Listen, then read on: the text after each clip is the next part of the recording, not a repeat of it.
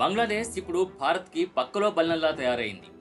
షేక్ హసీనా అధికారంలో ఉన్నప్పుడు భారత్, బంగ్లా చాలా మంచి మిత్ర దేశాలు.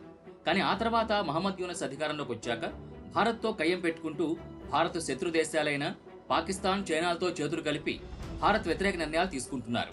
అలా భారత్తో కయ్యం పెట్టుకుంటూ బిలియన్ డాలర్స్ నష్టపోతున్నా సరే తన తీరు మార్చుకోవడానికి మాత్రం యూనస్ సిద్ధంగా లేనటువంటి పరిస్థితి. భారత్ని ఏదో చేయాలని అనుకుని ఇప్పుడు తన బోర్డర్ని సరిగ్గా ఉంచుకోలేకపోతున్న పరిస్థితి. అయితే ఇటీవల భారత్ బంగ్లాకి ట్రాన్స్షిప్మెంట్ ఫెసిలిటీని రద్దు చేసిన విషయం తెలిసిందే. అయితే ఈ ట్రాన్స్షిప్మెంట్ ఫెసిలిటీ రద్దుపై భారత్ విదేశీ మంత్రిత్వ శాఖ పోర్టులో పెద్ద ఎత్తున ట్రక్కు ట్రాఫిక్ ఉంటున్నందువల్ల బంగ్లాకు ట్రాన్స్షిప్మెంట్ ఫెసిలిటీని రద్దు చేశామని వివరణ ఇచ్చింది.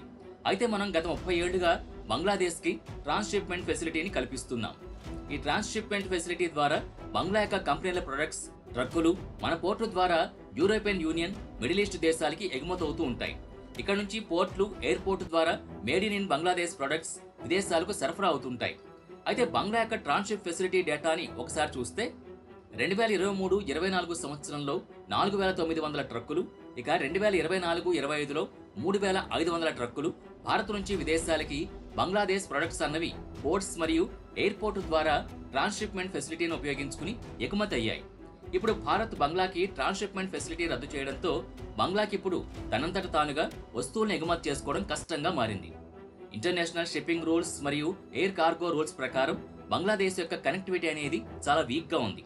భారత్ దాదాపు $800 బిలియన్ మేర ఎక్స్పోర్ట్స్ చేయగా బంగ్లాదేశ్ కేవలం $50 బిలియన్ మాత్రమే ఎక్స్పోర్ట్స్ చేయగలిగింది. అంటే బంగ్లాదేశ్ నుంచి చాలా తక్కువ ఎక్స్పోర్ట్స్ అనేవి జరుగుతున్నాయి. అందుకే ఇంటర్నేషనల్ కార్గో షిప్స్ మరియు కార్గో ప్లేన్స్ బంగ్లాలో ల్యాండ్ అస్సలు కాలేవు. అవి డైరెక్ట్ గా భారత్ యొక్క పోర్ట్స్ మరియు ఎయిర్పోర్ట్స్ కు వస్తాయి. ఇక్కడ నుంచే బంగ్లాకి సంబంధించిన ప్రతి వస్తువు వేరే ఇతర దేశాలకి ఎగుమతి అవుతూ ఉంటుంది. అందుకే బంగ్లాదేశ్ భారత్ మీద వస్తువుల ఎగుమతి విషయంలో ఎక్కువగా ఆధారపడాల్సి వస్తోంది. అయితే భారత్ ఇప్పుడు బంగ్లాకి ట్రాన్స్షిప్మెంట్ ఫెసిలిటీని రద్దు చేయడంతో బంగ్లా ఇప్పుడు ఇబ్బందుల్లో పడింది. అయితే ఈ సమయంలో భారత్తో సఖ్యతగా మెలగాల్సింది పోయి భారత్తో మరో కయ్యం పెట్టుకుంది. అయితే భారత్ తన ఎక్స్పోర్ట్స్ ని అడ్డుకుంది అన్న కారణంతో బంగ్లా యొక్క కాటన్ ఎక్స్పోర్ట్స్ ని అడ్డుకుంది. భారత్ ప్రతి సంవత్సరం $2 లేదా $3 బిలియన్ కాటన్ ని ఎక్స్పోర్ట్ చేస్తుంది.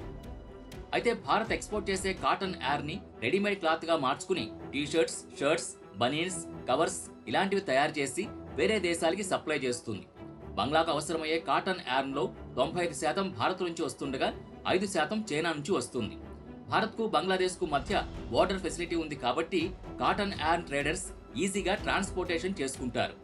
Air cargo ships, sea route అనేది బంగ్లాకి చాలా కష్టం. చైనా కూడా ఎయిర్ కార్గో షిప్స్ ద్వారా కాటన్ యార్ ని సప్లై చేస్తోంది. భారత్ నుంచి కాటన్ అనేది చాలా తక్కువ ధరలో లభిస్తుంది. అందుకే బంగ్లా యొక్క కంపెనీలు భారత్ వద్దే కొనడానికి ఆసక్తి చూపిస్తూ ఉంటారు. అందుకే బంగ్లా కాటన్ యార్న్ వాటాలో భారత్ది 95%గా ఉంది. చైనాది కేవలం 5% మాత్రమే. అయితే 95%లో 70% యార్న్ ని బంగ్లాకు బై రోడ్ ద్వారా భారత్ సప్లై చేస్తోంది. బై రోడ్ ద్వారా ట్రక్స్ ద్వారా సప్లై చేస్తుంది భారత్. అయితే బై రోడ్ ద్వారా ఎక్స్పోర్ట్ చేస్తున్న భారత్ యొక్క కాటన్ యార్న్ ట్రక్స్ పై బంగ్లా కీలక నిర్ణయం తీసుకుంది. భారత్ యొక్క ట్రక్స్ ని బ్యాన్ చేయాలని నిర్ణయం తీసుకుంది. ఈ బ్యాన్ ని ఏప్రిల్ 15న అధికారికంగా నిర్ణయం తీసుకోగా ఆ రోజు నుంచే దీన్ని ఇంప్లిమెంట్ చేశారు. బంగ్లా భారత్ యొక్క ట్రక్స్ ని 5 ల్యాండ్ పోర్టుల్లో బ్యాన్ చేశామని ప్రకటించింది. ఆ 5 పోర్ట్స్ ఏవంటే బేనాపోలే, భూమ్రా, సోనా మస్జిద్, బంగ్లా, బందా, గోరిమాయి. ఈ 5 చెక్ పాయింట్లలో భారత్ యొక్క ట్రక్స్ ని బ్యాన్ చేశాయి. అయితే ఈ 5 చెక్ పాయింట్లలో భారత్ యొక్క కాటన్ యార్న్ ట్రక్స్ ని బ్యాన్ చేయడంతో ఇప్పుడు కాటన్ యార్న్ సప్లయర్స్ ఇబ్బందుల్లో పడ్డారు. ఇప్పటి నుంచి బంగ్లా యొక్క కాటన్ ని ఎక్స్పోర్ట్ చేయాలంటే ఉన్న ఏకైక మార్గం సీ రూట్. సీ రూట్ ద్వారా గతంలో కంటే ట్రాన్స్పోర్టేషన్ కాస్ట్ అనేది ఎక్కువ కావడంతో డెలివరీ టైం కూడా చాలా ఎక్కువ అవుతుంది. గతంలో 1-1.5 రోజులు పట్టిన డెలివరీ సీ రూట్ ద్వారా దాదాపు 4 నుంచి 5 రోజులు పడుతుంది. ఇంకా ఎక్కువ రోజులు పట్టినా ఆశ్చర్యపోనవసరం లేదు. అయితే ట్రాన్స్పోర్టేషన్ కాస్ట్ అనేది ఎక్కువ అవుతున్న కారణంగా బంగ్లా మార్కెట్లో కాటన్ యొక్క ధర భారీగా పెరిగే అవకాశం ఉంది. అయితే ఈ అవకాశాన్ని చైనా తనకు అనుకూలంగా మార్చుకోవాలని చూస్తోంది. బంగ్లా తాత్కాలిక అధ్యక్షులు మహమ్మద్ యూనస్ చాలా స్ట్రాటజీగా ఖతం చేశాడు.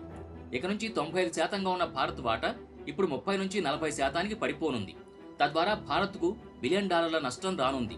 అయితే తాను తీసుకున్న నిర్ణయానికి సంబంధించి కరెక్ట్ గా సమాధానం చెప్పలేదు.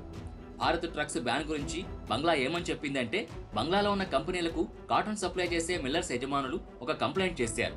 భారత్ నుంచి తక్కువ ధరకి కాటన్ యార్న్ రావడం ద్వారా బంగ్లాలో ఉన్న లోకల్ కంపెనీలకి ఎఫెక్ట్ అవుతోందని కంప్లైంట్ చేశారు. అయితే ఈ నిర్ణయం మిల్లర్స్ యజమానుల ఒత్తిడి వల్ల అయితే తీసుకోలేదు. దీని వెనుక రాజకీయ కారణాలున్నాయి. అయితే భారత్ ఎక్కడ దొరుకుతుందా అని చూసిన బంగ్లాకు మిల్లర్ యజమానుల కంప్లైంట్ రావడంతో ఇదే అదనుగా భావించి భారత్ యొక్క కాటన్ ట్రక్స్ పై బ్యాన్ విధించింది. అయితే భారత్ కాటన్ ట్రక్కుల బ్యాన్తో భారత్ కంటే బంగ్లాకే ఎక్కువ నష్టమనే విషయం ముందు ముందు బంగ్లాకి తెలిసొస్తుంది. రాజకీయ అస్థిరత, పవర్ కట్స్, నిరసనల కారణంగా బంగ్లా యొక్క టెక్స్టైల్ ఇండస్ట్రీ అనేది చాలా వరకు నష్టాల్లో మునిగిపోయింది. ఇప్పుడు భారత్ ట్రాన్స్షిప్మెంట్ రద్దుతో బంగ్లా టెక్స్టైల్ ఇండస్ట్రీకి ఇప్పుడు మరో కొత్త సమస్య అనేది వచ్చింది. ఇప్పటికే బంగ్లాలో నిరసనల వల్ల ఆర్డర్స్ అన్ని భారత్, వియత్నాం లాంటి దేశాలకు వెళ్లిపోయాయి. ఇప్పుడు భారత్ యొక్క ట్రక్స్ బ్యాన్ తో బంగ్లా ప్రభుత్వం తమ దేశపు టెక్స్టైల్ ఇండస్ట్రీకి మరో కొత్త సమస్యను సృష్టించింది. దీంతో ఇప్పుడు భారత్ యొక్క కాటన్ యార్న్ అనేది బంగ్లా టెక్స్టైల్ కంపెనీలకి మరింత పిరం కానుంది. ఇప్పటివరకు బంగ్లా యొక్క టెక్స్టైల్ కంపెనీలకి ఎన్నో సమస్యలున్నా భారత్ యొక్క కాటన్ యార్న్ తక్కువ ధరకు దొరికే ప్లస్ పాయింట్ ఉండేది. ఇప్పుడు భారత్ కి నష్టం చేయాలని, చైనాకు లాభం చేయాలనే కంగారులో తమ దేశపు టెక్స్టైల్ కంపెనీలని కోలుకోలేని దెబ్బతీశాడు. ఇప్పటి నుంచి కాటన్ యార్న్ ధర పెరగడం వల్ల ప్రొడక్షన్ కాస్ట్ కూడా భారీగా పెరిగే అవకాశం ఉంది. ఇప్పుడు టెక్స్టైల్ కంపెనీలు చెప్పిన ధరకి బయర్స్ ఓకే చేయకపోతే ఆర్డర్స్ భారత్ లేదా వియత్నాం లేదా కంబోడియాకు వెళ్లిపోయే అవకాశం ఉంది.